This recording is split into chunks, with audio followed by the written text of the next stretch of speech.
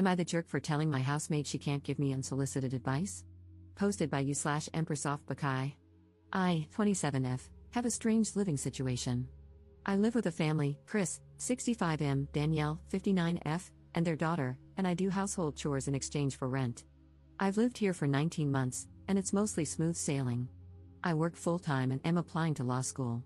Danielle has some issues with boundaries. She doesn't understand why she can't enter my room without permission, for example, and I know it's both due to age differences and the fact that they allow me to live in their house for free. I have to be very careful when enforcing boundaries. Yesterday, I made dinner for everyone after a full day of chores. Around 10 p.m., as I was finishing the dishes, Danielle told me I needed to steam clean the carpet in the living room because the cats had peed all over it. I did, and as I was putting the steam cleaner away, Danielle entered and said she wanted me to do another room. Because it was 10:30 at this point and I still wanted to work on an application before bed, I politely but firmly said, I'm not going to do that.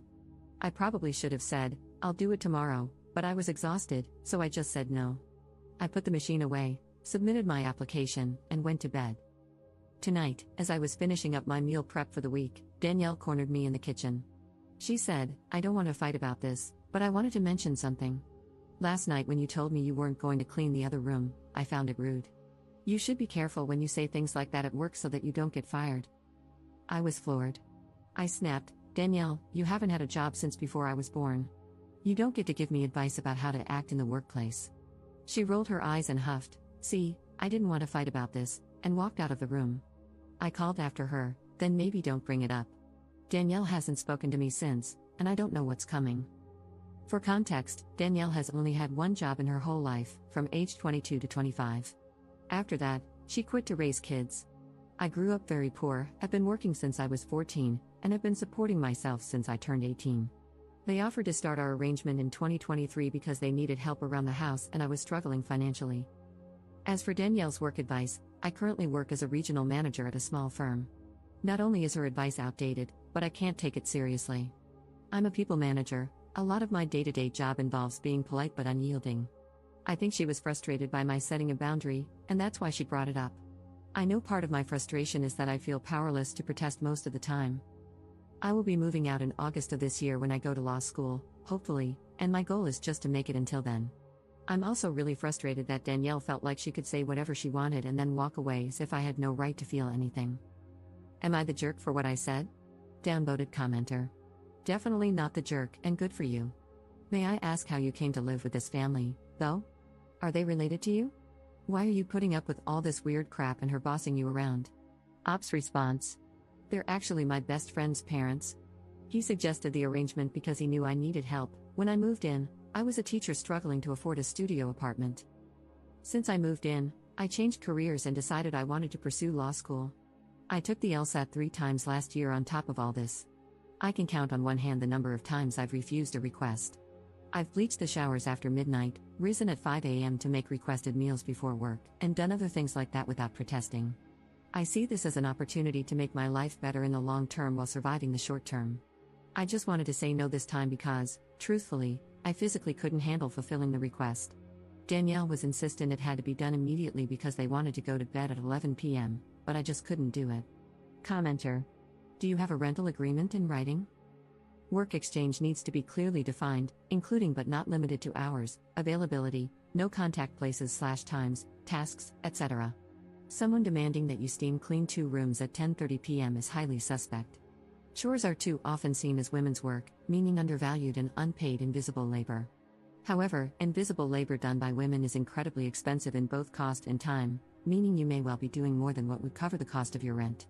Also, I'm inferring from your post that you're most likely downplaying their requests. Op's response. There is no written agreement. I have tried to bring this up on previous occasions due to Danielle's difficulty with boundaries and the sheer amount of work that I do, but it is not well received. Danielle and Chris are very insistent that I am not their tenant and that they are not my landlords, I am their guest. Danielle is also very insistent that she does not want to be referred to as my boss or supervisor in any capacity. To address other comments here as well, my current position does not pay enough for me to live on my own. I realize that the situation is probably predatory, but since there are only 8 months left, I plan to just stick it out. It has saved me a lot of money, and I'm thankful for that. Top commenter. You're the jerk, not for saying no, but for how you said it. You were not polite. Also, Danielle is not your housemate, she and her husband are your landlords and bosses. You may not be paying rent, but you are paying by being live-in help. Ops very downvoted response. Danielle and Chris are very insistent that I am not their employee or tenant and that they are not my bosses or landlords, rather, I am their guest, and they are doing this out of the goodness of their hearts. Update 1 day later. I was voted the jerk, which I understand. What I do adds up to about $2,000 per month if you go by the standard of $20 per hour, or about 100 hours per month. Most of those hours are concentrated on weekends and 2 to 3 evenings per week. I make enough food that there are leftovers, so I can have a couple of nights off. Included in those hours is a lot of care for their adult daughter, who lives with us and is disabled.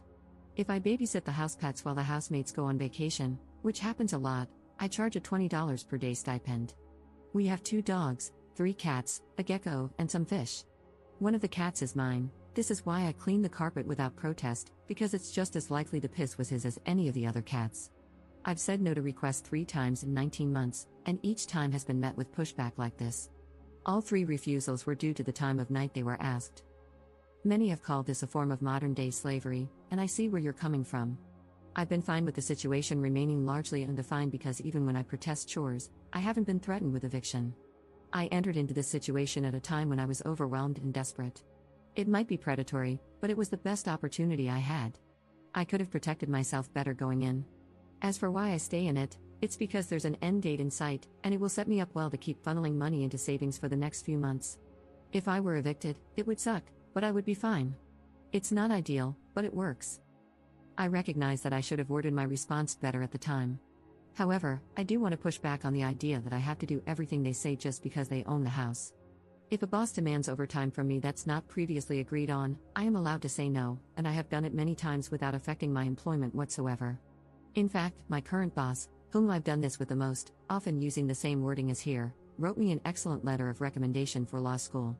Times have changed since the 1980s, and saying no to unreasonable demands is becoming more and more acceptable.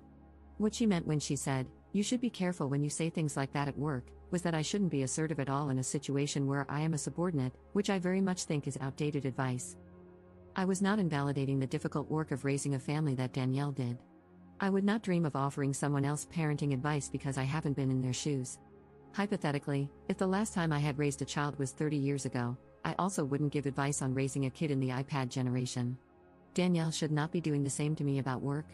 She is not my professional boss. She has never worked in my field. She knows that she is not my landlady either. If she were, there would be a whole lot of rules she would need to respect that she doesn't want to, such as entering my room without notice. Again, because I am getting some benefit from the situation, I don't and won't threaten legal action here, as I have enough documentation to protect myself. In addition, Chris, Danielle, and I all have personal stakes in making this work. We have a ton of mutual friends, one of whom is their son and my best friend. Danielle and Chris have some chronic illnesses that make housework hard for them, so they are also getting a lot out of this situation. I plan to apologize and smooth things over. I will follow much of the advice mentioned here about protecting myself better moving forward. Perhaps naively, I hope this will end well. Danielle and I actually get along very well most of the time. We don't hate each other by any means, and we both ultimately want to see the other happy. That's why this has worked for so long. To everyone who says that this situation proves I don't have what it takes to be a lawyer, don't worry, you will probably never be my client. Second update 2 days later. First, as an aside, many of the comments here missed the point. Danielle was not angry with me for refusing to do an additional chore at 10:30 p.m. That was not the issue. Even under the most generous interpretation, demanding additional overtime work at the end of a 14-hour shift is unreasonable, and she knew that. During our follow-up discussion, she added a detail I had completely forgotten. The second room in question has a large potted fiddle-leaf fig tree, and in order to steam clean the additional room, the tree needs to be moved. Neither she nor I were able to move it after multiple attempts, so at that point, I said, until Chris and I can figure out a way to move this, the steam cleaning will have to wait. I know you want it done tonight, but I will not be doing that. This was very important context that I missed when I was angry. The real issue was the exchange the next day. Regarding how I responded when she confronted me about my wording, I now understand that I was absolutely the jerk. As one of my close friends put it, those are inside thoughts. My comments about her work history were also unnecessary and irrelevant. Last night, I approached Danielle and opened the conversation with a profuse apology, no qualifiers, no protests, just a sincere acknowledgement that I was rude during our kitchen conversation and needed to apologize. In turn, she immediately apologized for her incredibly poor approach to the follow-up conversation and for cornering me in the kitchen while I was otherwise occupied, instead of meeting with me at a more neutral time. Chris then joined us, and we had an extensive conversation. During the conversation, I asked them to clarify how they view our arrangement. They were very clear that they don't see me as a tenant, employee, or servant. I pointed out that if that's how they want to frame it, then I need to be free to say no to extra requests. They were receptive to this.